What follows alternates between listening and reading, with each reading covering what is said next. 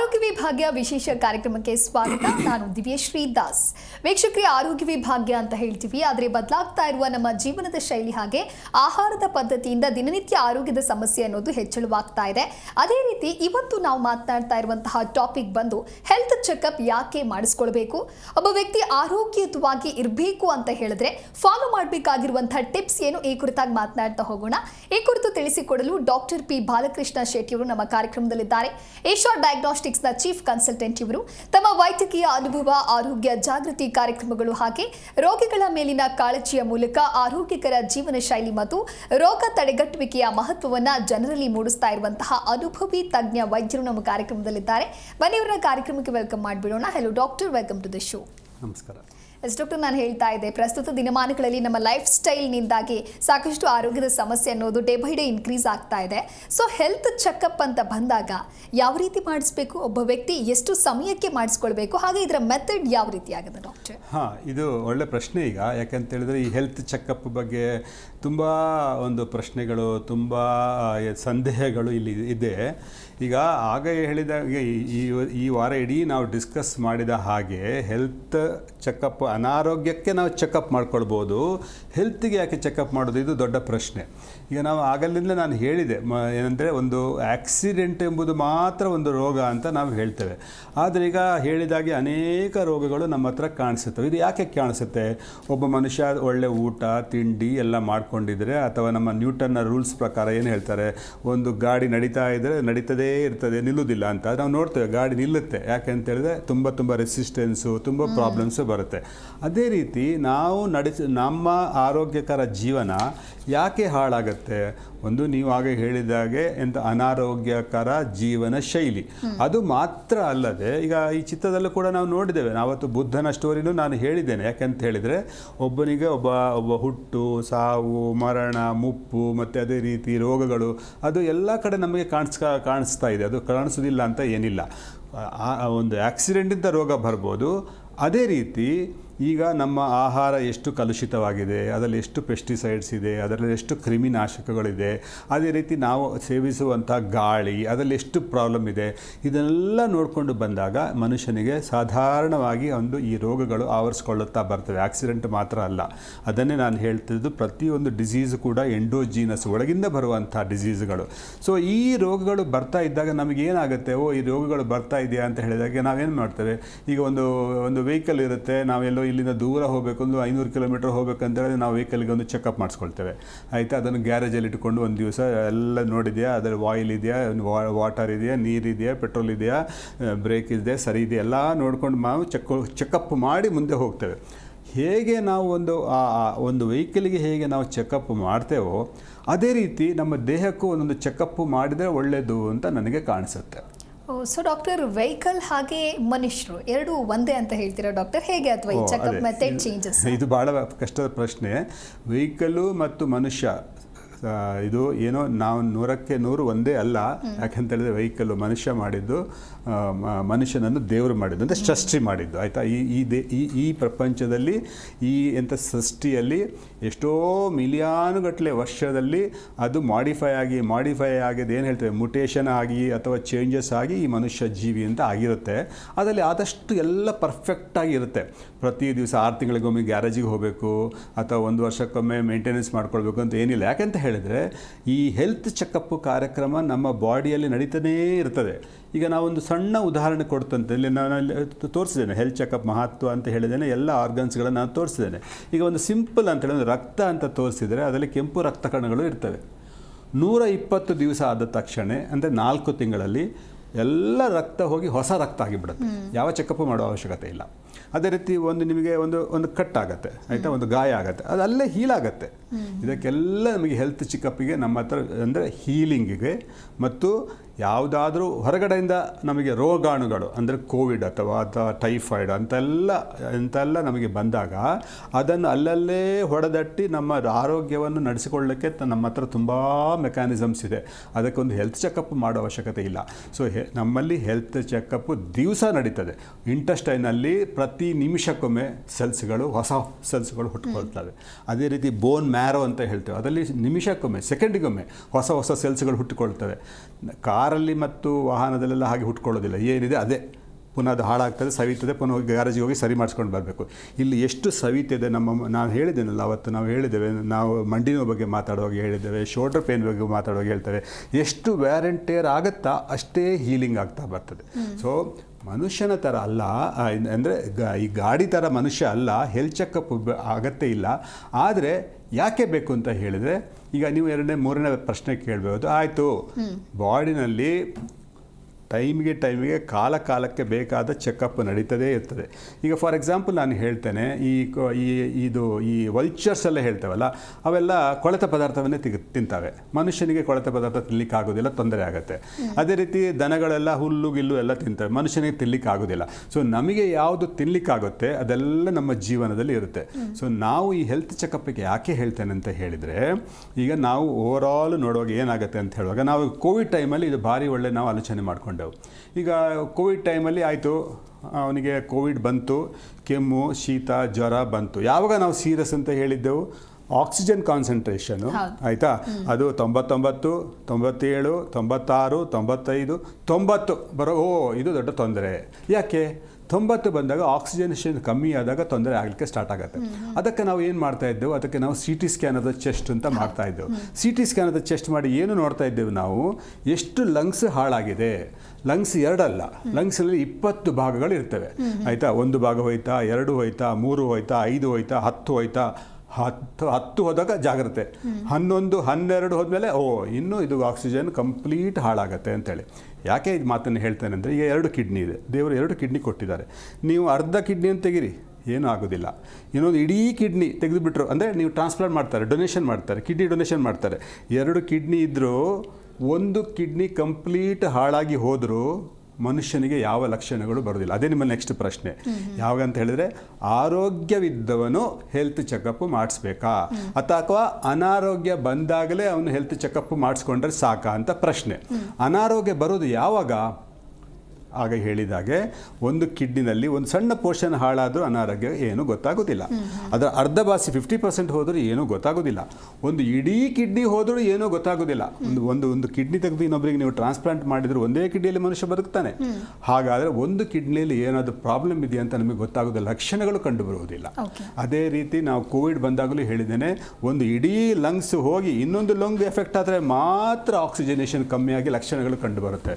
So ಇದೆಲ್ಲ ವಿಶೇಷ ನಾನು ಯಾಕೆ ಹೇಳ್ತೇನೆ ಅಂತ ಹೇಳುವಾಗ, ಇದು ಸೈಲೆಂಟ್ ಡಿಸೀಸ್ ಅಂತ ನಾವು ಹೇಳ್ತೇವೆ ಆಯಿತಾ. ಈ ಆಹಾರ ಪದಾರ್ಥಗಳು, ಇನ್ಸೆಕ್ಟಿಸೈಡ್ಸು, ಕೆಟ್ಟದಂಥ ಗಾಳಿ ಮತ್ತು ನಮ್ಮ ದಿನಚರಿಯಲ್ಲಿ ಆಗುವಂಥ ಕೆಟ್ಟ ಆಲೋಚನೆಗಳು, ಇದೆಲ್ಲ ಒಂದು ಬರುವಂಥ ಡಿಸೀಸು ಒಮ್ಮೆಲೆ ಮ್ಯಾನಿಫೆಸ್ಟ್ ಆಗೋದಿಲ್ಲ. ಅದಕ್ಕೆ 1 ವರ್ಷ, 2 ವರ್ಷ, 3 ವರ್ಷ, 4 ವರ್ಷ, 20 ವರ್ಷವೂ ತಗೊಳ್ಬೋದು. 20 ವರ್ಷ ಆದಮೇಲೆ ನಮಗೆ ಏನೋ ಒಂದು ಪ್ರಾಬ್ಲಮ್ ಕಾಣಿಸ್ಕೊಳ್ಬೋದು.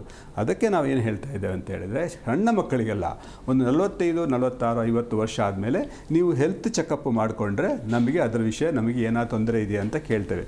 ಅದನ್ನೇ ನಾನೀಗ ಒಂದು ಚಿತ್ರದಲ್ಲಿ ನಾನು ಹೇಳಿದ್ದೇನೆ. ಒಬ್ಬನಿಗೆ ಒಂದು ಏಜ್ ಅಂದರೆ ಹೇಗೆ ಹೇಳ್ತೇವೆ ನಾವು, ಹುಟ್ಟಿದ ದಿನಾಂಕದ ಪ್ರಕಾರ ಏಜ್ ಹೇಳ್ತೇವೆ. ಅವನಿಗೆ ಏಜ್ 40 ವರ್ಷ ಆಯಿತಾ. ಮತ್ತು ಇನ್ನೊಂದು ಇದು ಹೇಳಿದ್ದೇನೆ, ಅಂದರೆ ಕ್ರೊನಲಾಜಿಕ್ ಏಜ್ ಅಂತ ನಾವು ಹೇಳಿದ್ದೇವೆ. ಹುಟ್ಟಿದ ಪ್ರಕಾರ, ಓಕೆ, ನಾನು ಹುಟ್ಟಿದ 1ನೇ ತಾರೀಕು ಅಕ್ಟೋಬರ್, ಇದರ ಪ್ರಕಾರ ನನಗೆ ಇಷ್ಟು ಏಜ್. ನಿಮ್ಮ ಏಜ್ ನಾನು ಕೇಳ್ತಾ ಇಲ್ಲ. ಸೊ ಯಾರ್ದು ಏಜ್ ಹೇಗೆ ಅಂತ ನಾವು ನೋಡಲಿಕ್ಕೆ ಹೇಳ್ಬೋದು. ಇನ್ನೊಂದು ಏಜ್ ಏನಂದರೆ ಮೆಟಬಾಲಿಕ್ ಏಜ್.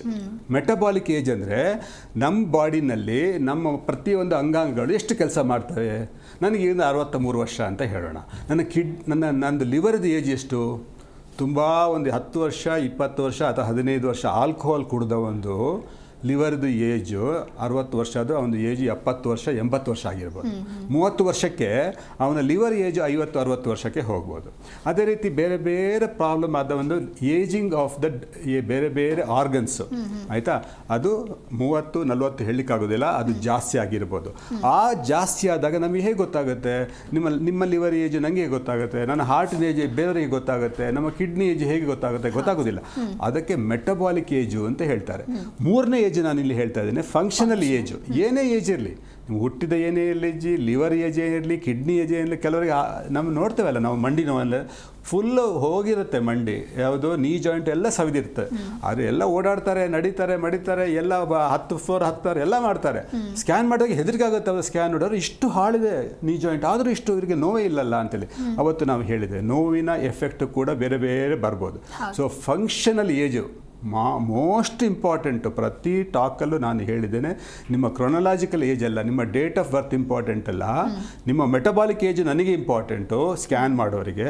ಆದರೆ ಮೋಸ್ಟ್ ಇಂಪಾರ್ಟೆಂಟು ಫಂಕ್ಷನಲ್ ಏಜು. ನೀನು ಎಷ್ಟು ಕೆಲಸ ಮಾಡ್ತೀಯಪ್ಪ ಬೆಳಿಗ್ಗೆ ಎದ್ದು, ನೀನು ಮಾಡೋ ಕೆಲಸ 10 ವರ್ಷದವನಿಗೆ ಸರಿ ಇದೆಯಾ, 20 ವರ್ಷದ ಕೆಲಸ ಮಾಡ್ತೀಯಾ, ಅಥವಾ ನೀನು 20 ವರ್ಷದವನಾದರೂ 50 ವರ್ಷದ ನಂತರ ನಿಮ್ಮ ಕೆಲಸ ಆಗ್ತೀಯಾ, ಬೆಳಿಗ್ಗೆ ಎದ್ದ ಕೂಡಲೇ ಬೆಳಿಗ್ಗೆ ಎಚ್ಚರಿಕೆ ಆದ ಕೂಡಲೇ ನಿಮಗೆ ಹೇಳಲಿಕ್ಕೆ ಮನಸ್ಸಿದೆಯಾ, ಇದೆಲ್ಲದಕ್ಕೂ ಫಂಕ್ಷನಲ್ ಏಜ್ ಅಂತ ಹೇಳ್ತಾರೆ. ಸೊ ಫಂಕ್ಷನಲ್ ಏಜ್ ಸರಿ ಇದ್ದವನು ಯಾವ ಟೆಸ್ಟು ಮಾಡಿಸ್ಕೊಳ್ಳೋ ಅವಶ್ಯಕತೆ ಇಲ್ಲ. ನೀವು ಯಾವ ಟೆಸ್ಟ್ಗೂ ಕೂಡ ನಿಮಗೆ ಏನೋ ಒಂದು ಲಕ್ಷಣಗಳು ಕಂಡು ಬರೋ ಅವಶ್ಯಕತೆ ಇಲ್ಲ. ನಾನು ಏನು ಹೇಳ್ತೇನೆ ಅಂತ ಹೇಳಿದರೆ, ಫಂಕ್ಷನಲ್ ಏಜ್ ನನಗೆ ಬೆಳಿಗ್ಗೆ ಎದ್ದು ನನಗೆ ಎಲ್ಲ ಕೆಲಸ ಮಾಡಲಿಕ್ಕೆ ಆಗುತ್ತೆ, ನಾನು ಆರೋಗ್ಯವಾಗಿ ಇದ್ದೇನೆ ಅಂತ ಧೈರ್ಯ ಇದ್ದವನು ಯಾರೂ ಈ ಟೆಸ್ಟ್ಗಳು ಮಾಡೋ ಅವಶ್ಯಕತೆ ಇಲ್ಲ. ಓಕೆ ಡಾಕ್ಟರ್, ಇನ್ನು ಎವಿಡೆನ್ಸ್ ಬೇಸ್ಡ್ ಮೆಡಿಸನ್ ಅಂತ ಹೇಳಿ ಕರೀತಾರೆ. ಸೊ ಇದು ಯಾಕೆ ಇಂಪಾರ್ಟೆಂಟ್ ಆಗುತ್ತೆ? ಜೊತೆಗೆ ಒಂದೇ ಸಿಂಪ್ಟಮ್ಸ್ಗೆ ಬೇರೆ ಬೇರೆ ರೀತಿ various type of imaging test ಮಾಡುವಂಥದ್ದು ಯಾಕೆ ಡಾಕ್ಟರ್? ಅದು ಏನಾಗುತ್ತೆ ಅಂದರೆ, ಮೊದಲು ಸಾಧಾರಣ 1970 ನಾವೆಲ್ಲ ಸಾಧಾರಣ ನಾವು ಆಗ MBBSಗೆ ಜಾಯ್ನ್ ಆಗಿಲ್ಲ ನೋಡಿ. ಈಗ ಒಂದು ಚಿತ್ರ ತೋರಿಸ್ತೇನೆ ನಾನು, ಆಯಿತಾ? ಈಗ ಒಂದು ಚಿತ್ರದಲ್ಲಿ ನಮಗೇನಾಗುತ್ತೆ, ಅವನಿಗೆ ಏನೋ ಸಣ್ಣ ಸಣ್ಣ ಕೀಲಾಯ್ಡ್ಸು, ಸ್ಕಾರ್ಸು, ಹೊರಗಡೆ ಸ್ವೆಲ್ಲಿಂಗ್ ಎಲ್ಲ ನಮಗೆ ಕಾಣುತ್ತೆ. ಅದು ಏಕೆ ಕಾಣುತ್ತೆ? ಲೈಟ್ ಇದ್ದರೆ ನಮಗೆಲ್ಲ ಕಾಣುತ್ತೆ, ಲೈಟ್ ಆಫ್ ಮಾಡಿದರೆ ಅದು ಕಾಣೋದಿಲ್ಲ.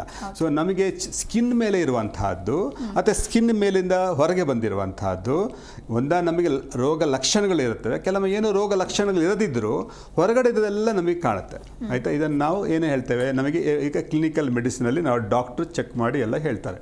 ಅದೇ ರೀತಿ ಡಾಕ್ಟ್ರು ಚೆಕ್ ಮಾಡಿ ಓಕೆ ಹೊಟ್ಟೆ ನೋವಿದೆಯೋ, ಅಥವಾ ಒಂದು ಹೇಳೋಣ ಅವನಿಗೆ ಯೂರಿನ್ ಸೆಕ್ರಿಷನ್ ಸರಿ ಇಲ್ಲವೋ, ಅಥವಾ ಯೂರಿನಲ್ಲಿ ಸ್ವಲ್ಪ ರಕ್ತ ಬಂದಿದೆಯೋ ಅಂತ ಆದರೆ ನಮಗೆ ಹೆದರಿಕೆ ಆಗುತ್ತೆ.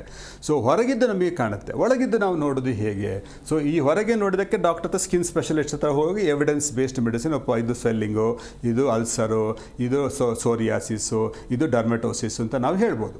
ಈಗ ಒಳಗೆ ನಮ್ಮ ತುಂಬ ಅಂಗಾಂಗಗಳಿದೆಲ್ಲ, ಹೊರಗೆ ಕಾಣೋದು ಸ್ಕಿನ್ ಮಾತ್ರ. ಒಳಗೆ ನಾವು ನಮ್ಮದು ಬ್ರೈನ್ ಇದೆ, ಕಣ್ಣಿದೆ, ಕಿವಿ, ಮೂಗು, ಅದೆಲ್ಲ ಇದೆಲ್ಲ, ಅದನ್ನೆಲ್ಲ ನೋಡಿ. ಈಗ ಕಿವಿ ಕೇಳೋದಿಲ್ಲ ಅಂತ ಹೇಳಿದರೆ, ಕಿವಿಯಿಂದ ಹೋದ ಇದು ಏನೋ ಇದು ಸೀದಾ ಇಲ್ಲಿವರೆಗೆ ಹೋಗಬೇಕು, ಬ್ರೈನ್ವರೆಗೆ ಹೋಗಬೇಕು, ಇಲ್ಲಿಂದ ಇಲ್ಲಿವರೆಗೆ ಆ ಕನೆಕ್ಷನ್ ಸರಿ ಇದೆಯಾ ಅಂತ ನೋಡಬೇಕಾಗತ್ತೆ, ಆಯಿತಾ? ಕಿವಿ ಕೇಳೋದಿಲ್ಲ ಅಂತ ಹೇಳೋದು.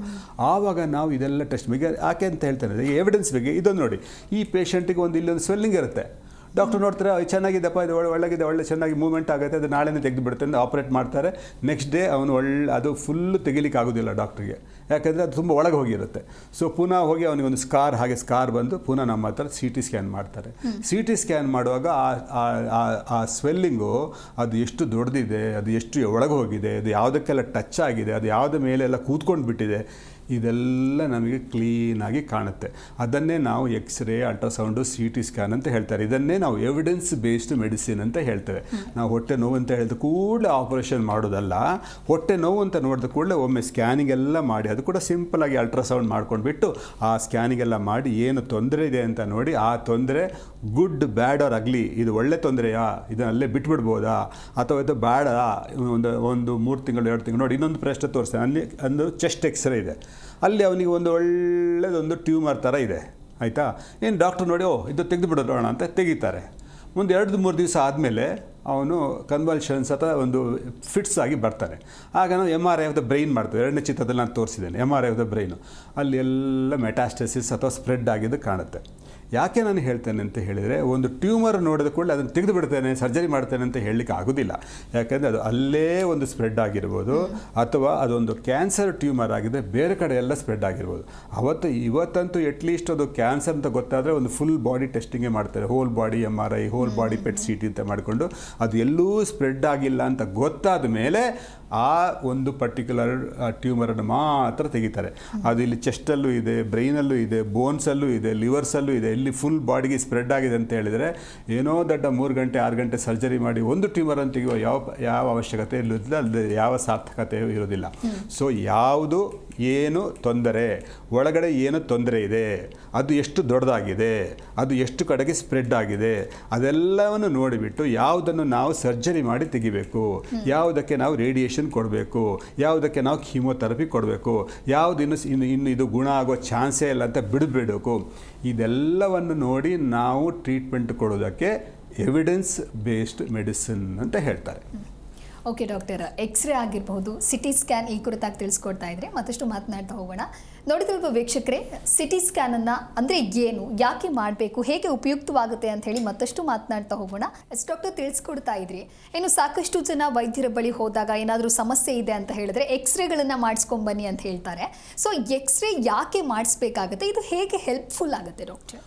ಈ ಮೊದಲು ನಾವು ಖಾಲಿ ಟೆಸ್ಟ್ ಮಾಡಿ ಪರೀಕ್ಷೆ ಮಾಡಿ ಹೇಳ್ತಾ ಇದ್ದು, ಒಳಗೆ ನೋಡಲಿಕ್ಕೆ ನಮಗೆ ಆಗ್ತಿರ್ಲಿಲ್ಲ. ಬಾಡಿಯ ಒಳಗೆ ಬೋನ್ಸ್ ಯಾರಿಗೂ ಕಾಣಿಸ್ತಾ ಇರಲಿಲ್ಲ. ಫಸ್ಟಿಗೆ ನೋಡಿ, ಇದು ಎಕ್ಸ್ರೇ ಅಂತ ಹೇಳ್ತೇವೆ ನಾವು. ಇದರಲ್ಲಿ ಸ್ಕಲ್ ಬೋನ್ ಕಾಣುತ್ತೆ, ಚೆಸ್ಟ್ ಕಾಣುತ್ತೆ, ಇದೊಂದು ಎಕ್ಸ್ರೇ ಆಯಿತಾ. ಈ ಎಕ್ಸ್ರೇ ಫಸ್ಟ್ ಡಿಸ್ಕವರ್ ಮಾಡಿದಾಗ, ಆ ಸ್ಕಲ್ ಬೋನ್ ನೋಡಿದಾಗ ಉಂಟಲ್ಲ, 1895, ಸಾಧಾರಣ 150 ವರ್ಷ ಹಿಂದೆ, ಆ ಒಂದು ಎಕ್ಸ್ರೇ ನೋಡಿದ ಕೂಡಲೇ ಹೆದರಿ ಬಿಡ್ತೀವಿ, ನಾನು ಮನುಷ್ಯನ ಅಥವಾ ನಾವು ಒಂದು ಸ್ಕೆಲಿಟನ್ ಅಂತ ಆಗಿಬಿಡೋದು. ಅಂದರೆ ಸ್ಕೆಲಿಟನ್ ಫಸ್ಟ್ ಟೈಮ್ ನಾವು ನೋಡಿದ್ದು ಸಾಧಾರಣ 100 ವರ್ಷಗಳ ಹಿಂದೆ. ಸೊ ಅದರ ನಂತರ ನಮ್ಗೆ ಗೊತ್ತಾಯಿತು ಈ ಬೋನ್ಗಳನ್ನು ನೋಡ್ಬೋದು ಅಂತ. ಸೊ ಎಕ್ಸ್ರೇ ಸಾಧಾರಣ ಫ್ರ್ಯಾಕ್ಚರ್ ಆದವರಿಗೆ, ಬೋನ್ ಪೇಯ್ನ್ ಇದ್ದವರಿಗೆ, ಅದೇ ರೀತಿ ಚೆಸ್ಟು, ಕೋವಿಡ್ ಅಥವಾ ಈ H1N1 ಎಲ್ಲ ಬಂದವರಿಗೆ, ಲಂಗ್ಸಿಗೆ ಸ್ಪ್ರೆಡ್ ಆಗಿದೆ ಅಂತ ನೋಡಲಿಕ್ಕೆ ಇದಕ್ಕೆ ಭಾರಿ ಸಿಂಪಲ್ ಅಂತ ಹೇಳಿದರೆ ಎಕ್ಸ್ರೇ. ಒಂದು ಹೋಗಿಬಿಟ್ಟು ಒಂದು 10 ಸೆಕೆಂಡ್ಸಲ್ಲಿ ಒಂದು ಎಕ್ಸ್ರೇ ಆಗಿಬಿಡುತ್ತೆ. ಸೊ ಇದನ್ನೆಲ್ಲವನ್ನು ಎಕ್ಸ್ರೇಲಿ ನೋಡ್ಬೋದು ಸಾಧಾರಣವಾಗಿ. ಜನರಲ್ಲಾಗಿ ಕೆಮ್ಮು, ಕಫ, ಶೀತ, ಜ್ವರ, ಅದಕ್ಕೆ ಚೆಸ್ಟ್ ಎಕ್ಸ್ರೇ ಮಾಡ್ಕೊಳ್ತಾರೆ. ಇವತ್ತಿಗೂ number 1 investigation, number 1 useful investigation X-ray. ಅದೇ ರೀತಿ ಫ್ರ್ಯಾಕ್ಚರ್ ಆದ ಕೂಡ ಒಂದು ಎಕ್ಸ್ರೇ ಚೆನ್ನಾಗಿ ಮಾಡುತ್ತೆ. ಸೊ ಒಂದು ಇದರ ಉಪಯೋಗತೆ ಮತ್ತು ಇದರದ್ದು ಅಡ್ಡ ಪರಿಣಾಮ ಅಥವಾ ಸೈಡ್ ಎಫೆಕ್ಟ್ಸ್ ಅಂತ ಹೇಳಿದ್ರೆ ಅದಕ್ಕೆ ರೇಡಿಯೇಷನ್ ಅಂತ ಹೇಳ್ತಾರೆ. ಈ ಪ್ರತಿಯೊಂದು ಎಕ್ಸ್ರೇನಲ್ಲೂ ರೇಡಿಯೇಷನ್ ಇದೆ. ಈಗ ನಾವು ಹೇಗೆ ನನ್ನನ್ನು ನಿಮ್ಮನ್ನು ನಾವು ಈಗ ಲೈಟಿಂದ ನೋಡ್ತೇವೆ, ಈಗ ಲೈಟ್ ಆಫ್ ಮಾಡಿದರೆ ನೀವು ನನಗೆ ಕಾಣಿಸೋದಿಲ್ಲ, ನಾನು ನಿಮಗೆ ಕಾಣಿಸೋದಿಲ್ಲ. ಅದೇ ರೀತಿ ಒಂದು ಹೈ ಎನರ್ಜಿ ಬೇಕಾಗುತ್ತೆ. ಆ ಎಕ್ಸ್ರೇ ಬಾಡಿ ಒಳಗೆ ಹೋಗಿ ಅಲ್ಲಿಂದ ನಮಗೆ ಇನ್ಫಾರ್ಮೇಷನ್ ತಗೊಂಡು ಫೋಟೋ ಕೊಡ್ತವೆ, ಆಯಿತಾ. ಲೈಟಲ್ಲಿ ಇಲ್ಲಿಂದಲೇ ರಿಫ್ಲೆಕ್ಟ್ ಆಗುತ್ತೆ, ಅದು ಒಳಗೆ ಹೋಗೋದಿಲ್ಲ, ಬಾಡಿ ಒಳಗೆ ಹೋಗೋದಿಲ್ಲ. ಸೊ ಆ ಒಳಗೆ ಹೋಗೋದ್ರಿಂದ ಅದಕ್ಕೆ ಒಂದು ರೇಡಿಯೇಷನ್ ಅಂತ ಹೇಳ್ತೇವಲ್ಲ, ಅದಕ್ಕೆ ರೇಡಿಯೇಷನ್ ಹಜಾರ್ಡ್ ಅಂತ ಹೇಳ್ತೇವೆ. ಒಳಗೆ ಹೋದ ಈ ಎಂತ ಹೇಳ್ತೇವೆ, ಈ ರೇಡಿಯೇಷನ್ಸು ಈ ನಮ್ಮ ಬಾಡಿಯ ಸೆಲ್ ಮೇಲೆ ಅಡ್ಡ ಪರಿಣಾಮಗಳು ಬೀಳುವ ಚಾನ್ಸಸ್ ಇದೆ. ಆದರೆ ಅದೇನು ಒಂದು ಎಕ್ಸ್ರೇ 2 ಎಕ್ಸ್ರೇ ಅಂತಲ್ಲ, ಒಂದು 100 ಎಕ್ಸ್ರೇ, ದಿವಸಕ್ಕೆ ಒಂದು ವರ್ಷಕ್ಕೆ 100-200 ಎಕ್ಸ್ರೇ ತೆಗೆದ್ರೆ ಆ ಥರದ ಅಡ್ಡ ಪರಿಣಾಮಗಳು ಬರ್ತವೆ. ಸೊ ಎಕ್ಸ್ರೇ ಆದರೆ ಈ ಗರ್ಭಿಣಿ ಸ್ತ್ರೀಯರಿಗೆ ಅದು ಕೂಡ 4, 3, 4, 6, 8 ವಾರದ ಮೊದಲು, 2 ತಿಂಗಳು 3 ತಿಂಗಳ ಮೊದಲು ಯಾವ ಎಕ್ಸ್ರೇಗೂ ಅವ್ರು ಎಕ್ಸ್ಪೋಸ್ ಮಾಡಬಾರ್ದು. ಯಾಕಂದರೆ ಅಲ್ಲೆಲ್ಲ ಡಿವಿಷನ್, ಎಕ್ಸ್ರೇ ಅಂತ ಹೇಳಿದ್ರೆ ಎಲ್ಲ ಈ ಎಂತ ಹೇಳ್ತೇವಲ್ಲ, ಈ ಭ್ರೂಣ ಎಲ್ಲ ಡಿವೈಡ್ ಆಗುವಂಥ ಪರಿಸ್ಥಿತಿ, ಆ ಸ್ಥಿತಿಯಲ್ಲಿರುವಾಗ ಯಾವ ಎಕ್ಸ್ರೇಗಳನ್ನು ಮಾಡಬಾರ್ದು. ಸೊ ಅದು ಒಂದು ಅಡ್ಡ ಪರಿಣಾಮ. ಓಕೆ ಡಾಕ್ಟರ್, ಎಕ್ಸ್ರೇ ಬಗ್ಗೆ ತಿಳಿಸ್ಕೊಡ್ತಾ ಇದ್ರಿ. ಇನ್ನು CT ಸ್ಕ್ಯಾನ್ ಅಂತ ಬಂದಾಗ ಇದು ಹೇಗೆ ಉಪಯುಕ್ತ ಆಗುತ್ತೆ, ಯಾವ ಟೈಮ್ನಲ್ಲಿ ಮಾಡಿಸ್ಬೇಕಾಗುತ್ತೆ, ಇದರಿಂದ ಏನಾದರೂ ಅಡ್ಡ ಪರಿಣಾಮಗಳು ಉಂಟಾಗುವಂಥ ಚಾನ್ಸಸ್ ಇದೆಯಾ ಡಾಕ್ಟರ್? ಇದೆ. ಈಗ CT ಸ್ಕ್ಯಾನಲ್ಲಿ ತೋರಿಸಿದ್ದಾರೆ. ಈಗ CT ಸ್ಕ್ಯಾನ್ ಅಂತ ಹೇಳಿದ್ರೆ ಅದು ಕೂಡ ಎಕ್ಸ್ರೇನೇ, ಆಯಿತಾ. ಅದು ಕೂಡ ಅಲ್ಲಿ ಯೂಸ್ ಮಾಡಿ ನೋಡಿ, ಅಲ್ಲಿ ನಾನು ಬಾಡಿಯನ್ನು ತೋರಿಸಿದ್ದೇನಲ್ವಾ, ಅದು ಹೀಗೆ ಕಟ್ ಮಾಡಿ ಅದನ್ನು ಬಾಡಿಯನ್ನು ಸೆಕ್ಷನ್ ಮಾಡಿ ತೋರಿಸ್ತವೆ. ಪ್ರತಿ ಬಾಡಿನಲ್ಲಿ ಒಂದು 10 ಮಿಲಿಮೀಟರು ಅಥವಾ 20 ಮಿಲಿಮೀಟರು, 5 ಮಿಲಿಮೀಟರ್, 1 ಮಿಲಿಮೀಟರ್ ಸೆಕ್ಷನ್ ಮಾಡಿ ಅದು ಇಮೇಜಸ್ಸು ತೋರಿಸ್ತವೆ. ಅದಕ್ಕೆ CT ಸ್ಕ್ಯಾನ್ ಅಂತ ಹೇಳ್ತಾರೆ. ಅದರಲ್ಲಿ ಯೂಸ್ ಮಾಡೋದು ಎಕ್ಸ್ರೇನೇ, ಎಕ್ಸ್ರೇ ಬಿಟ್ಟು ಬೇರೆ ಏನು ಯೂಸ್ ಮಾಡೋದಿಲ್ಲ. ಆದರೆ ಅದರಲ್ಲಿ ನಾವು ಕಟ್ ಸೆಕ್ಷನ್ಸ್ ಕಾಣುತ್ತೆ. ಅಂದರೆ ಇದು ನೋಡಿ, ಈಗ ಒಂದು ಬ್ರೈನು, ಈಗ 3 ಇಮೇಜ್ ಇಲ್ಲಿ ನಾನು ತೋರಿಸ್ತೇನೆ, 3 ಇಮೇಜ್ ಇಲ್ಲಿದೆ. ಇದನ್ನೇ ನೋಡ್ತಾ ಇದ್ದಾಗ ನಮಗೆ ಏನಾಗುತ್ತೆ ಅಂತ ಹೇಳಿದ್ರೆ, ಒಂದು ಆ ಬಿಳಿಯಾಗಿ ಕಾಣುತ್ತಲ್ಲ, ಒಂದು ಮಗು ಬಂದಿದೆ ಅಂತ ಹೇಳೋಣ. ಮಗು ಬಂದು ಏನೋ ಹೆಡ್ ಇಂಜುರಿ ಆಗಿ ಬಂದುಬಿಡುತ್ತೆ. ಆವಾಗ ನಮಗೆ ಈ CT ಸ್ಕ್ಯಾನ್ ಕಾಣುತ್ತೆ. ಸೊ ಆ CT ಸ್ಕ್ಯಾನ್ ಅವರು ಚೇಂಜ್ ಮಾಡಬಾರ್ದು. ಸೊ CT ಸ್ಕ್ಯಾನಲ್ಲಿ ತೋರಿಸಿದಾಗ ನಮಗೆ ಈ CT ಸ್ಕ್ಯಾನಲ್ಲಿ ನಮಗೆ ಒಂದು ಕಡೆ ಬಿಳಿಯಾಗಿ ಕಾಣುತ್ತೆ. ಆ ಬಿಳಿಯಾಗಿ ಕಾಣೋದನ್ನು ನಾವು ಬ್ಲೀಡಿಂಗ್ ಅಂತ ಹೇಳ್ಬೋದು. ಮತ್ತು ಈಗ ಒಬ್ಬ ಮಗು ಬಿದ್ದ ಕೂಡಲೇ ಅದು ಒಳಗಡೆ ಬ್ರೈನ್ ಒಳಗೆ ಬ್ಲೀಡಿಂಗ್ ಆಗಿದೆ ಅಂತ ಹೇಳಲಿಕ್ಕಾಗೋದಿಲ್ಲ. ಒಂದು ಮಗು ಬೀಳುತ್ತೆ, ಅಳುತ್ತೆ, ನೋವು ಮಾಡುತ್ತೆ, ವಾಮಿಟಿಂಗ್ ಮಾಡುತ್ತೆ, ಅದು ನೋಡಿದ ಕೂಡಲೇ ಇದು ಏನೋ ತೊಂದರೆ ಇದೆ ಅಂತ ಹೇಳಬಾರ್ದು. ನಾವು CT ಸ್ಕ್ಯಾನ್ ಮಾಡಿದಾಗ ನಮಗೆ ಏನು ಗೊತ್ತಾಗುತ್ತೆ ಹೇಳಿದ್ರೆ, ಅಲ್ಲಿ ಬಿಳಿಯಾಗಿ ಸ್ವಲ್ಪ ಬ್ಲೀಡಿಂಗ್ ಇದೆ ಅಂತ ನಮಗೆ ಗೊತ್ತಾಗುತ್ತೆ. ಅದು ಎಲ್ಲ ಬಿದ್ದ ಮಕ್ಕಳಿಗೂ ಬ್ಲೀಡಿಂಗ್ ಆಗುವ ಅವಶ್ಯಕತೆ ಇಲ್ಲ. ನಾವು ಒಂದು CT ಸ್ಕ್ಯಾನ್, ಮಧ್ಯದ CT ಸ್ಕ್ಯಾನ್ ನೋಡಿ, ಅದರಲ್ಲಿ ಏನು ಬ್ಲೀಡಿಂಗ್ ಏನಿಲ್ಲ. ಸೊ ಮಗುವೇ ಬಿದ್ದ ಹಿಸ್ಟ್ರಿನೂ ಸೇಮು, ವಾಮಿಟಿಂಗು ಎಲ್ಲ ಸಿಂಪ್ಟಮ್ಸ್ ಬರುತ್ತೆ. ಆದರೆ ನಮಗೆ ಸಿ ಟಿ ಸ್ಕ್ಯಾನ್ ಮಾಡಿದರೆ ಮಾತ್ರ ಕಾಣಿಸುತ್ತೆ ಅದರಲ್ಲಿ ಬ್ಲೀಡಿಂಗ್ ಇದೆಯೋ ಇಲ್ವಾ ಅಂತ. ಸೊ ಬ್ಲೀಡಿಂಗ್ನಲ್ಲೂ ಬೇರೆ ಬೇರೆ ಥರದ ಬ್ಲೀಡಿಂಗ್ ಇರುತ್ತೆ. ಯಾವುದಕ್ಕೆ ಆಪರೇಷನ್ ಮಾಡಬೇಕು, ಯಾವುದಕ್ಕೆ ಆಪರೇಷನ್ ಮಾಡಬಾರ್ದು, ಯಾವುದಕ್ಕೆ ಇಮಿಡಿಯೇಟ್ ಮಾಡಬೇಕು, ಯಾವುದಕ್ಕೆ ಸ್ವಲ್ಪ ವೆಯ್ಟ್ ಮಾಡ್ಬೋದು, ಇದೆಲ್ಲ ಸಿ ಟಿ ಸ್ಕ್ಯಾನಲ್ಲಿ ಇನ್ನೊಂದು ಚಿತ್ರದಲ್ಲೂ ತೋರಿಸ್ಬೋದು. ಇದೆಲ್ಲವನ್ನು ನಮಗೆ ಸಿ ಟಿ ಸ್ಕ್ಯಾನಲ್ಲಿ ಗೊತ್ತಾಗಿಬಿಡುತ್ತೆ. ಸೊ ಅದೇ ರೀತಿ ಈಗ ನೀವು ಕಟ್ ಸೆಕ್ಷನ್ ಮಾಡುವಂಥದ್ದು ಮತ್ತು ಸಿ ಟಿ ಸ್ಕ್ಯಾನ್ ಮಾಡಿಬಿಟ್ಟು ಹೆಡ್ ಇಂಜುರಿಗೆ ನಮಗೆ ಅದೇ ಇದು ಹೆಮರೇಜ್ ಇದೆಯೇ ಇಲ್ವಾ ಅಂತ ನೋಡುವಂಥದ್ದು. ಮತ್ತು ಇನ್ನೊಂದು ಇಮೇಜಲ್ಲಿ ನೋಡಿ, ಇದು ಒಬ್ಬನಿಗೆ ಸ್ಟ್ರೋಕ್ ಆಗಿರುತ್ತೆ. ಒಂದು ಕಡೆ ಬ್ರೈನು ಕಪ್ಪಾಗಿರುತ್ತೆ, ಇನ್ನೊಂದು ಕಡೆ ಬ್ರೈನು ಬಿಳಿ ಆಗಿರುತ್ತೆ. ಸೊ ಕಪ್ಪಾಗಿದ್ದಲ್ಲಿ ಏನು ಹೇಳ್ತೇವೆ ಅಂತ ಹೇಳಿದರೆ ಅದು ಸ್ಟ್ರೋಕ್ ಅಂತ ಹೇಳ್ತೇವೆ, ಅಂದರೆ ಬ್ಲಡ್ ಸಪ್ಲೈ ಕಮ್ಮಿ ಆಗಿದೆ ಅಂತ ಹೇಳ್ತೇವೆ. ಈ ಕಡೆ ನೋಡಿದರೆ ಬಿಳಿ ಇದೆಯಲ್ಲ, ಅದು ಬ್ಲಡ್ ಸಪ್ಲೈ ಜಾಸ್ತಿ ಆಗಿದೆ ಅಂತ ಅರ್ಥ, ಅಂದರೆ ಅಲ್ಲಿ ಬ್ಲೀಡಿಂಗ್ ಆಗಿದೆ ಅಂತ ಹೇಳಿದೆ. ಸೊ ಮೊದಲನೇವರಿಗೆ ಏನು ಮಾಡಬೇಕು, ನಾವು ಬ್ಲಡ್ ಸಪ್ಲೈ ಜಾಸ್ತಿ ಮಾಡಿಸ್ಬೇಕು. ಈಚೆ ಕಡೆ ಅವನಿಗೆ ಬ್ಲಡ್ ಜಾಸ್ತಿ ಹೋಗೋದಾಗೆ ನೋಡ್ಕೊಳ್ಬೇಕು. ಯಾಕಂದರೆ ಆ ಕಡೆ ಬ್ಲಡ್ ಕಮ್ಮಿ ಆಗಿದೆ, ಈ ಕಡೆ ಬ್ಲಡ್ ಜಾಸ್ತಿಯಾಗಿ ಬಿಳಿಯಾಗಿ ಕಾಣಿಸುತ್ತೆ. ಸೊ ಸಿ ಟಿ ಸ್ಕ್ಯಾನ್ ಮಾಡಿದಾಗ ನಮಗೆ ಸ್ಟ್ರೋಕ್ ಅಥವಾ ಏನಾದರೂ ನ್ಯೂರಲಾಜಿಕಲ್ ಸಿಂಪ್ಟಮ್ಸ್ ಇದ್ದರೆ ಅದು ಬ್ಲಡ್ ಸಪ್ಲೈ ಕಮ್ಮಿ ಆದ್ರಿಂದ ಬಂದದ್ದು ಅಥವಾ ಬ್ಲಡ್ ಸಪ್ಲೈ ಜಾಸ್ತಿ ಆದ ಬಂದಂತ ನಮಗೆ ಗೊತ್ತಾಗುತ್ತೆ. ಇನ್ನೊಂದು ಚಿತ್ರ ನೋಡ್ಬೋದು. ಈ ಇನ್ನೊಂದು ಚಿತ್ರದಲ್ಲಿ ಮತ್ತೊಂದು ಚಿತ್ರದಲ್ಲಿ ನಾವು ಎಲ್ಲ ಕೆಲವೊಮ್ಮೆ ಏನಾಗುತ್ತೆ ಅಂತ ಹೇಳಿದ್ರೆ, ಈಗ ಈಗ ನೆಕ್ಸ್ಟ್ ಪಿಕ್ಚರಲ್ಲಿ ತೋರಿಸ್ತೇನೆ. ರೋಡ್ ಟ್ರಾಫಿಕ್ ಆಕ್ಸಿಡೆಂಟ್ ಆಗುತ್ತೆ, ಅವರು ಅನ್ಕಾನ್ಷಿಯಸ್ ಆಗ್ತಾರೆ. ಅನ್ಕಾನ್ಷಿಯಸ್ ಆದಾಗ ಅವ್ರಿಗೆ ಎಲ್ಲಿ ತೊಂದರೆ ಅಂತ ಯಾರಿಗೂ ಗೊತ್ತಾಗೋದಿಲ್ಲ. ಜನರಲಿ ಏನು ಎನ್ಸ್ಕೊಳ್ತಾರೆ, ನೋಡಿ ಇದು full body C T scan ಇಲ್ಲಿ ಕಾಣುತ್ತೆ, ಮೇಲಿಂದ ಕೆಳಗವರೆಗೆ ಸಿ ಟಿ ಸ್ಕ್ಯಾನ್ 5 ನಿಮಿಷದಲ್ಲಿ ಈ ಸಿ ಟಿ ಸ್ಕ್ಯಾನ್ ಗೊತ್ತಾಗುತ್ತೆ. ಇವ ಅನ್ಕಾನ್ಷಿಯಸ್ ಆದವನು ಬ್ರೈನಲ್ಲಿ ಇಂಜುರಿ ಅದರಿಂದ ಆಗಿದಾನಾ, ಬ್ರೈನಲ್ಲಿ ಹಿಮರೇಜ್ ಆಗಿದಾನಾ, ಅದೇ ರೀತಿ ರಕ್ತಸ್ರಾವ ಆಗಿದೆನಾ, ಅಥವಾ ಬೇರೆ ಎಲ್ಲ ಕಾರಣ ಯಾವುದೆಲ್ಲ ಕಾರಣಗಳು ಬೇಕಾಗತ್ತಾ ಅದೆಲ್ಲವನ್ನು 5 ನಿಮಿಷದಲ್ಲಿ ಎಲ್ಲವನ್ನೂ ಗೊತ್ತಾಗ್ಲಿಕ್ಕೆ ಆಗುತ್ತೆ.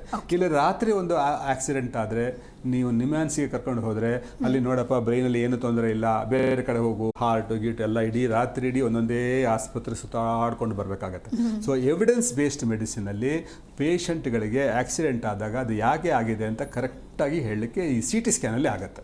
ಈಗ ನೆಕ್ಸ್ಟ್ ಮೊದಲನೇ ಪ್ರಶ್ನೆ ಕೇಳೋಣ. ಡಾಕ್ಟರ್, ಇನ್ನು ಅಲ್ಟ್ರಾಸೌಂಡ್ ಅಂತ ಬಂದರೆ ಅಂದರೆ MRI ಮಾಡಿಸ್ಬೇಕು ಅಂತ ಹೇಳಿ ಸಾಕಷ್ಟು ಜನ ಹೇಳ್ತಾರೆ. ಸೊ ಇದು ಯಾವ ಕಾರಣಕ್ಕಾಗಿ, ಹೇಗೆ ಮಾಡಲಾಗುತ್ತೆ, ಜೊತೆಗೆ ಇದರ ಉಪಯುಕ್ತ ಹೇಗೆ, ಹೆಲ್ಪ್ಫುಲ್ ಹೇಗೆ, ಸೈಡ್ ಎಫೆಕ್ಟ್ಸ್ ಏನಾದರೂ ಇದೆಯಾ ಡಾಕ್ಟರ್? ಇದು ಅದು ಮತ್ತೆ ಸಿ ಟಿ ಸ್ಕ್ಯಾನಲ್ಲಿ ಅದೇ ಕಾರ್ಡಿಯಾಕ್ ಸಿಟಿನೂ ನಾವು ಮಾಡ್ತೇವೆ.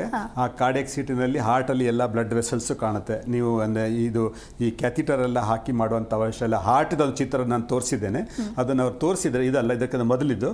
ಸೊ ಆ ಹಾರ್ಟಿನಲ್ಲಿ ಎಷ್ಟೆಷ್ಟೆಲ್ಲ ಬ್ಲಡ್ ವೆಸಲ್ಸ್ ಇದೆ, ಅದು ಹೇಗೆ ಹಾರ್ಟಿಂದ ಎಲ್ಲ ಕಡೆ ಹೋಗುತ್ತೆ ಅದನ್ನು ಕೂಡ ಸಿ ಟಿ ಸ್ಕ್ಯಾನಲ್ಲಿ ನೋಡಲಿಕ್ಕಾಗತ್ತೆ. ಆಯಿತಾ? ಈಗ ನಿಮ್ಮ ನೆಕ್ಸ್ಟ್ ಪ್ರಶ್ನೆ ಬಂತು, ಇದು ಅಲ್ಟ್ರಾಸೌಂಡಲ್ಲಿ ಏನು ಪ್ರಯೋಜನ ಬರುತ್ತೆ ಅಂತ. ಸೊ ಅಲ್ಟ್ರಾಸೌಂಡಲ್ಲಿ ಏನು ಪ್ರಯೋಜನ ಬರುತ್ತೆ ಅಂದರೆ, ಅಲ್ಟ್ರಾಸೌಂಡ್ ಒಂದು ಅದೊಂದು ಭಾರಿ ಸಿಂಪಲ್ ಟೆಸ್ಟ್ ಅಲ್ಟ್ರಾಸೌಂಡ್ ಎಂಬುದು. ಆಯಿತಾ? ಅದರಲ್ಲಿ ಅಲ್ಟ್ರಾಸೌಂಡ್ನಲ್ಲಿ ಯಾವುದೇ ರೇಡಿಯೇಷನ್ ಇಲ್ಲ, ಆಯಿತಾ, ಯಾವುದೇ ಅಡ್ಡ ಪರಿಣಾಮಗಳು ಇಲ್ಲ, ಆಯಿತಾ. ಮತ್ತು ಅದನ್ನು ಎಷ್ಟು ಬೇಕಾದರೂ ಮಾಡ್ಬೋದು, ದಿವಸಕ್ಕೆ 1 ಮಾಡ್ಬೋದು, ದಿವಸಕ್ಕೆ 100 ಮಾಡ್ಬೋದು, ಎಷ್ಟು ಬೇಕಾದರೆ ಅಲ್ಟ್ರಾಸೌಂಡ್ ಮಾಡಿಕೊಂಡು ಹೋಗ್ಬೋದು. ಸೊ ಅಲ್ಟ್ರಾಸೌಂಡ್ನಲ್ಲಿ ಎಲ್ಲ ಥರದ ಗೊತ್ತಾಗುತ್ತೆ. ಈಗ ನೀವು ಅದು ಸಾಧಾರಣವಾಗಿ ಪ್ರೆಗ್ನೆನ್ಸಿಗಳಿಗೆಲ್ಲ ಅಲ್ಟ್ರಾಸೌಂಡ್ ಮಾಡ್ತಾರೆ, ಮಕ್ಕಳಿಗೆ ಪ್ರೆಗ್ನೆನ್ಸಿಗೆ ಅಲ್ಟ್ರಾಸೌಂಡ್ ಮಾಡ್ತಾರೆ. ಒಂದು ಮಗು ಇದೆಯಾ, 2 ಮಗು ಇದೆಯಾ, ತುಂಬ ಮಗು ಇದೆಯಾ, ಟ್ವಿನ್ಸ್ ಇದೆಯಾ, ಅಥವಾ ಮಗುವಿನಲ್ಲಿ ಏನೋ ತೊಂದರೆ ಇದೆಯಾ, ಅಥವಾ ಪ್ಲಾಸೆಂಟಾದಲ್ಲಿ ಏನು ತೊಂದರೆ ಇದೆಯಾ, ಎಲ್ಲ ಪ್ರೆಗ್ನೆನ್ಸಿಗಳಿಗೆ ಈ ಥರ. ಈಗ ನಾವು ಈಗ ಟ್ರೈಬಲ್ ಏರಿಯಾ ಅಂತ ಹೇಳ್ತೇವೆ, ಎಲ್ಲಿ ನಮ್ಮ MM ಹಿಲ್ಸಲ್ಲೂ ಹೋಗಿ ಟ್ರೈಬಲ್ ಏರಿಯಾಸಲ್ಲಿ ಅಲ್ಲಿ ಒಂದು ಸಾಧಾರಣ ಒಂದು 50 ವಿಲೇಜ್ಗಳಿಗೆ ಒಂದೂ ಅಲ್ಟ್ರಾಸೌಂಡ್ ಇರಲಿಲ್ಲ. ಸೊ ನಾವು ಎಲ್ಲ ಹೋಗಿ ಅಲ್ಲಿ ಒಂದು ಅಲ್ಟ್ರಾಸೌಂಡ್ ಮೆಷಿನ್ ಇಟ್ಟು ಅಲ್ಲಿ ಎಲ್ಲ ಪೇಷಂಟ್ಗಳು, ಗರ್ಭಿಣಿ ಪೇಷಂಟ್ಸ್ಗಳಿಗೆ ಯಾವ ಟೆಸ್ಟ್ ಬೇಕೋ ಆ ಟೆಸ್ಟ್ಗಳನ್ನು ಮಾಡ್ಕೊಳ್ತಾ ಬರ್ತಾ ಇದೆ. ಸೊ ಅದು ಅಲ್ಟ್ರಾಸೌಂಡ್. ಇದು ನೋಡಿ, ಇದು ನಾನು ಆಗ ತೋರಿಸಿದ್ದು ಹಾರ್ಟಲ್ಲಿ ಎಷ್ಟು ಬ್ಲಡ್ ವೆಸಲ್ಸ್ ಇದೆ, ಅದು ಎಲ್ಲಿ ಪ್ರಾಬ್ಲಮ್ ಇದೆ, ಅದೆಲ್ಲ ಫ್ಲೋ ಚೆಸ್ಟ್ ಪೇನ್ ಬಂದ ಕೂಡಲೇ ಹಾರ್ಟ್ ಅಟ್ಯಾಕ್ ಅಂತ ಹೇಳಲಿಕ್ಕೆ ಆಗೋದಿಲ್ಲ. ಈ C T scan without injection without ಈ ಆಪರೇಷನ್ ಮಾಡದೆ ಒಂದು ಕ್ಯಾಥಿಟರ್ ಹಾಕತೆ ಖಾಲಿ ಸಿ ಟಿ ಸ್ಕ್ಯಾನ್ ಮಾಡಿ, ಏನಿಲ್ಲ, ಒಂದು ಮಲ್ಕೊಳ್ಳಿ ಬಿಡೋದು, ಒಂದು 5 ನಿಮಿಷವೂ ಇಲ್ಲ, 3 ನಿಮಿಷದಲ್ಲಿ ಈ ಹಾರ್ಟಿದು ಫುಲ್ ಪಿಕ್ಚರ್ ಬಂದುಬಿಡುತ್ತೆ. ಇದು ಮಾಡ್ಕೊಳ್ಬೇಕು ಅಂತ ನಾನು ಹೇಳೋದಲ್ಲ. ಸೊ ಚೆಸ್ಟ್ ಪೇನ್ ಇದ್ದವರು ನಮಗೆ ಏನೋ ತೊಂದರೆ ಇದೆ ಅಂತ ನೋಡ್ಕೊಳ್ಬೇಕಂತಾದರೆ ಈ 3D CTನಲ್ಲಿ ಆ ಚೆಸ್ಟ್ ಪೇನ್ ವಿಷಯನೂ ಗೊತ್ತಾಗ್ಬೋದು. ಸೊ ಅಲ್ಟ್ರಾಸೌಂಡ್ ಪಿಕ್ಚರು ನಾನು ಹೇಳಿದ್ದೇನೆ. ಈಗ ಕೊನೆಯದಾಗಿ ನಿಮ್ಮದು ಏನೋ ಬೇರೆ ಪ್ರಶ್ನೆ ಇದ್ದರೆ ಕೇಳ್ಬೋದು ಬೇರೆ. ಡಾಕ್ಟರ್, ಇನ್ನು ಹೆಲ್ತ್ ಚೆಕಪ್ ಓವರಾಲ್ ಕೊನೆಯದಾಗಿ ನಮ್ಮ ವೀಕ್ಷಕರಿಗೆ ತಿಳಿಸೋದಾದರೆ ಏನು ಹೇಳ್ತೀರಾ ಡಾಕ್ಟರ್? ಈಗ ಕೊನೆಯದಾಗಿ ಕೆಲವು ನಾವು MRI ಪಿಕ್ಚರ್ಸು ಅಲ್ಲಿ ತೋರಿಸಿದ್ದೇನೆ, ಆಯಿತಾ. ಈಗ ಇದು ಚೆಸ್ಟ್, ಇದು MRI, ನೋವಿಗೆ ಮಾಡುವಂಥ, ಬ್ಯಾಕ್ ಪೇನ್ಗೆ ಮಾಡುವಂಥದ್ದು ಇದು MRI ಪಿಕ್ಚರ್ ಅಂತ ಹೇಳ್ತೇವೆ. ಈಗ ಇದು ಇಂಟೆಸ್ಟೈನ್ಸಿಗೆ ಏನಾದರೂ ಇಂಟೆಸ್ಟೈನ್ಸಲ್ಲಿ ತೊಂದರೆ, ಇದು MRI. ಸೊ ನಾವು ಎಕ್ಸ್ರೇ ಬಗ್ಗೆ ಹೇಳಿದೆವು, ಅಲ್ಟ್ರಾಸೌಂಡ್ ಬಗ್ಗೆ ಹೇಳಿದೆವು, CT ಬಗ್ಗೆ ಹೇಳಿದೆವು, MRI ಅಂತ ಹೇಳಿದೆವು, ಇನ್ನೂ ಅನೇಕ ಥರದ ಟೆಸ್ಟ್ಗಳು ಇಲ್ಲಿ ಇದ್ದೇವೆ, ಆಯಿತಾ. ಇದನ್ನು ಟೆಸ್ಟ್ ಇದ್ದ ಮಾತ್ರಕ್ಕೆ ಅದನ್ನು ಮಾಡಬೇಕು ಅಂತ ಏನಿಲ್ಲ, ಆಯಿತಾ? ಅಥವಾ ಹೆಲ್ತ್ ಚೆಕಪ್ಪಿಗೋಸ್ಕರಲೂ ಮಾಡಬೇಕು ಅಂತ ಏನಿಲ್ಲ. ಯಾರಿಗೊಂದು ಮನಸ್ಸಿಗೆ ಒಂದು ಬೇಜಾರಿದೆಯೋ, ಅಯ್ಯೋ ನನಗೇನೋ ತೊಂದರೆ ಇರ್ಬೋದು, ಏನೋ ಟ್ಯೂಮರ್ ಇರ್ಬೋದು, ಏನೋ ಗೆಡ್ಡೆ ಇರ್ಬೋದು, ಏನೋ ಕಲ್ಲಿರ್ಬೋದು, ಹಾಗೆಲ್ಲ ಎಣಿಸ್ಕೊಂಡವರು ಅವರ ಸಂತೋಷಕ್ಕೋಸ್ಕರ ಒಂದು ಮಾಡ್ಕೊಳ್ಬೋದು, ಆಯಿತಾ? ಅದನ್ನು ಮಾಡ್ಕೊಂಡ್ಬಿಟ್ಟು ಓಕೆ, ಈಗ ಎಷ್ಟೋ ಸತಿ ನಾನು ಹೇಳ್ತೇನಲ್ಲ, MRI ಮಾಡಿ CT ಮಾಡಿ ಏನೋ ತೊಂದರೆ ಇಲ್ಲ ಅಂತೇಳಿ ಸೀದಾ ನಡ್ಕೊಂಡು ಹೋಗ್ತಾರೆ. ಸೊ ಹೆಲ್ತ್ ಚೆಕಪ್ ಎಂಬುದು ಅದು ಮ್ಯಾಂಡೇಟ್ರಿ ಅಲ್ಲ. ಯಾರಿಗೆ ಬೇಕು ಅಂತ ಅನ್ಸ್ಕೊಳ್ತಾರೆ ಅವ್ರು ಮಾಡೋದ್ರಿಂದ ಯಾವ ತೊಂದರೆಯೂ ಇಲ್ಲ. ಆ ತೊಂದರೆ ಇರುವಂಥ ನಾನು ಹೇಳಿದೆನಲ್ಲ, ಸ್ವಲ್ಪ ಈ ಎಕ್ಸ್ರೇಗಳು ಮತ್ತು CT ಸ್ಕ್ಯಾನಲ್ಲಿ ಸ್ವಲ್ಪ ರೇಡಿಯೇಷನ್ ಅಂತ ಬರುತ್ತೆ, ಬೇರೆ ಯಾವುದಲ್ಲೂ ರೇಡಿಯೇಷನ್ ಬರೋದಿಲ್ಲ. ಈ ಫುಲ್ ಚೆಕಪ್ಪಲ್ಲಿ ನಾವು ಬ್ಲಡ್ ಚೆಕಪ್ ಮಾಡ್ತೇವೆ, ಬ್ಲಡ್ ಹೇಗಿದೆ ಅಂತ ನೋಡ್ತೇವೆ. ಅದೇ ರೀತಿ ಫುಲ್ ಚೆಕಪ್ ಮಾಡಿಕೊಂಡು ಈ ರೇಡಿಯೇಷನ್ ಇಲ್ಲದ ಟೆಸ್ಟ್ಗಳು, ಅಲ್ಟ್ರಾಸೌಂಡ್, ಅಬ್ಡಮನು ಮತ್ತು ಬ್ಲಡ್ ಚೆಕಪ್ಸು ಇದೆಲ್ಲ ಮಾಡಿಕೊಂಡು ಹೋದರೆ ಯಾವುದೇ ಅಡ್ಡ ಪರಿಣಾಮಗಳು ಇಲ್ಲದೆ ಟೆಸ್ಟ್ಗಳನ್ನು ಮಾಡ್ಬೋದು. ಆದರೆ ಇದರಲ್ಲಿ ಒಂದೇ ಒಂದು ಮೋಸ್ಟ್ ಇಂಪಾರ್ಟೆಂಟ್ ಕಾಷನ್ ಏನಂತ ಹೇಳಿದರೆ, ಸಣ್ಣದನ್ನು ನೋಡ್ಕೊಂಡು ಬಿಟ್ಟು ಇದು ಭಾರಿ ದೊಡ್ಡದಾಗಿದೆ, ಇದಕ್ಕೆ ನೀವು ಬೇಗ ಅಡ್ಮಿಟ್ ಆಗಿ ಇದಕ್ಕೆ ಆಪರೇಷನ್ ಮಾಡ್ಕೊಳ್ಳಿ ಹಾಗೆ ಅಂತ ಹೇಳಿ ಹೆದರಿಸುವಂಥ ಹೆಲ್ತ್ ಚೆಕಪ್ ಮಾಡಬಾರ್ದು. ನಾವು ಚೆಕಪ್ ಮಾಡಬೇಕು, ಏನು ಫೈಂಡಿಂಗ್ ಅಂತ ಹೇಳಬೇಕು, ಅದರಲ್ಲಿ ಯಾವುದು ಡೇಂಜರಸ್, ಗುಡ್ ಬ್ಯಾಡ್ ಆಗಲಿ ಯಾವ್ದು ಮಾಡಬೇಕು ಅದಕ್ಕೆ ಮಾತ್ರ ನಾವು ಇಂಪಾರ್ಟೆನ್ಸ್ ಕೊಡಬೇಕು ವಿನಃ ಚೆಕಪ್ ಮಾಡಿದಲ್ಲೆಲ್ಲ ಈಗ ನಮ್ಮ ಬಾಡಿಯಲ್ಲಿ ಏನೆಲ್ಲ ಒಂದೊಂದು ಸಣ್ಣ ಗೆಡ್ಡೆಗಳು ಕಾಣ್ಬೋದು, ಸಣ್ಣ ಲೈಪೋಮಾ ಸಂಬಂಧ, ಅದಕ್ಕೆಲ್ಲ ನಾವು ಹೋಗಿ ಸರ್ಜರಿ ಮಾಡಿಸ್ಕೊಳ್ಳೋದಿಲ್ಲ. ಅದೇ ರೀತಿ ನಾವು ಒಳಗೆ ನೋಡಿದ ಕೂಡ ಸಣ್ಣ ಕಂಡು ಬಂದರೆ ಅದಕ್ಕೆಲ್ಲ ನಾವು ಸರ್ಜರಿ ಆಪರೇಷನ್ ಮಾಡೋ ಅವಶ್ಯಕತೆ ಇಲ್ಲ. ಅದಕ್ಕೆ ಸೂಕ್ತ ಸಲಹೆಗಳನ್ನು ನಾವು ಕೊಡಬೇಕು. ಇದು ನಮ್ಮ ಹೆಲ್ತ್ ಚೆಕಪ್ನ ಇವತ್ತಿನ ಎಲ್ಲರಿಗೂ ನಾವು ಕೊಡುವ ಒಂದು ಏನು ಹೇಳ್ತೀರ ಮೆಸೇಜ್, ಸಂದೇಶ. ಓಕೆ, ಸೊ ಸಾಕಷ್ಟು ವಿಚಾರಗಳ ಕುರಿತಂತೆ ನಮ್ಮ ವೀಕ್ಷಕರಿಗಾಗಿ ತಿಳಿಸ್ಕೊಟ್ಟಿದ್ದೀರಾ. ಥ್ಯಾಂಕ್ ಯು ಡಾಕ್ಟರ್, ಕಾರ್ಯಕ್ರಮಕ್ಕೆ ಆಗಮಿಸಿದ್ದಕ್ಕಾಗಿ. Thank you. ನೋಡಿದ್ರಲ್ವಾ ವೀಕ್ಷಕರೇ, ಹೆಲ್ತ್ ಚೆಕಪ್ನಿಂದ ಹಿಡಿದು MRI ವರೆಗೆ ಡಾಕ್ಟರ್ ಸಾಕಷ್ಟು ವಿಚಾರವನ್ನು ನಿಮ್ಮೊಂದಿಗೆ ಹಂಚಿಕೊಂಡಿದ್ದಾರೆ. ಇದಾಗುತ್ತೆ ಹೊತ್ತಿನ ವಿಶೇಷ. ನೋಡ್ತಾ ಇರಿ ಜಿ ಕನ್ನಡ ನ್ಯೂಸ್, ಸತ್ಯವೇ ಸುದ್ದಿಯ ಜೀವಾಳ. ಹೆಚ್ಚಿನ ಮಾಹಿತಿಗಾಗಿ ಸಂಪರ್ಕಿಸಿ Esha diagnostics and research private limited, number 311, 15 ಮತ್ತು 16ನೇ ಕ್ರಾಸ್ ನಡುವಿನ ಸಂಪಿಗೆ ರಸ್ತೆ, ಮಲ್ಲೇಶ್ವರಂ, ಬೆಂಗಳೂರು 560003. ಸಂಪರ್ಕಿಸಿ 9591922418.